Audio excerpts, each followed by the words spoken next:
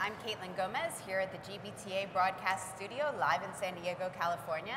And I'm with my friend Peggy Smith, President and CEO of Worldwide ERC. I look forward to my interviews with you every year because we always have so much fun. We do have fun. We do. The outtakes would be hilarious, right? True story.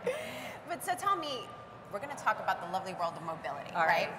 Global mobility has really changed in the last couple of years. Yeah. So what have you seen? You know, it's really interesting, Caitlin. You know, it's almost like what hasn't changed with mobility if you think about it from that lens. But, you know, I look at it across as business has changed, be it geopolitically, demographically, Absolutely. Economically, logistically, so has mobility. But probably the biggest thing that people have seen sort of through the media and whatever is immigration. And not just from a U.S. lens, but overall, as some countries have gotten more protectionist, that has a very real impact on organizations and their ability to attract talent. Similarly, you're finding, though, some countries are going the opposite way. Canada and France took a different approach and were making it easy or easier. Estonia, small country in Northern Europe, I know, see, you're laughing already, I'm telling you. But here's what they did as a government. They created an e-residency program, which was absolutely fascinating because they recognized that people may not want to live there. It's quite cold. It's a beautiful country, but they felt, wow, how can we attract people to come here? So their government created an e-residency program. And just in 3 or 4 years, they have over 30,000 companies that have started, representing 154 different countries. But here's the other fun thing they did. It all affects mobility, right? Yeah. It's for you to start a company, takes you 15 minutes to set it up in Estonia. Take a guess how long it takes you to file your taxes there. No idea. 3 minutes. Can you imagine? So that's a very pro, That's amazing. Yeah, really pro approach to it. And those are the bigger things I think right now that are affecting mobility is what are countries going to do with the shortage of talent and to facilitate business? Yeah. That's fun. I always love talking to you because you always come, who knew Estonia? Like, yes, come I up can with that see stuff. that. But so what other trends are you starting to see? So you talked a lot about mobility, but what else is like really got you interested?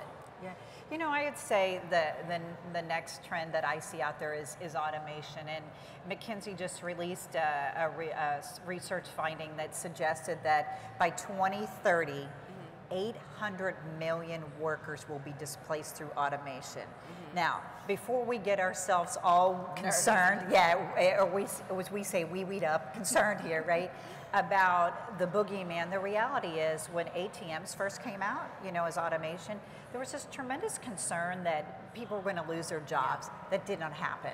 They actually hired more. Deloitte came out with a survey not that long ago about the UK.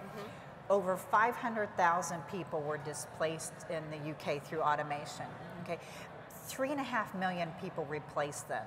Okay, here's the kicker with that: earning on average 13,000 euro or pounds more than previously.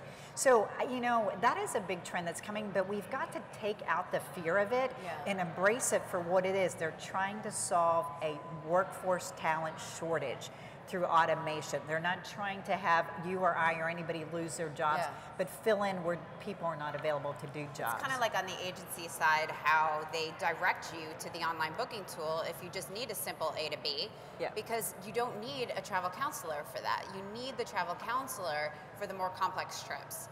You know? Absolutely, and we all like automation to a certain degree, but at the end of the day right now our behavior is when there's a disruption or in the middle of a travel is a great example, you want to talk to a person because the automation isn't quite yet there to help solve the complexity of whatever that disruption is. Yeah. So key. So talk to me about how the workforce has evolved. You know, you kind of touched on it, but get into it a little bit more. Yeah, so, you know, real quickly, there's a changing dynamic that's occurring within employment models. So, you know, sort of at the top end of this, I think you're going to see a shift away from the traditional employment model into a much stronger gig environment that's going to occur, and there's a tremendous amount of research out there. As that happens, you're going to watch companies sort of reposition themselves. As a last quick summit on that is, you know, for years, the holy grail was to be the employer of choice. You know, we wanted to do this. Microsoft came out, maybe it was last year, and said they wanted to be known as the gig of choice. So I'm not suggesting that the traditional employment model will go away entirely, but you're going to see it shift in order to attract that talent that people have to get access to.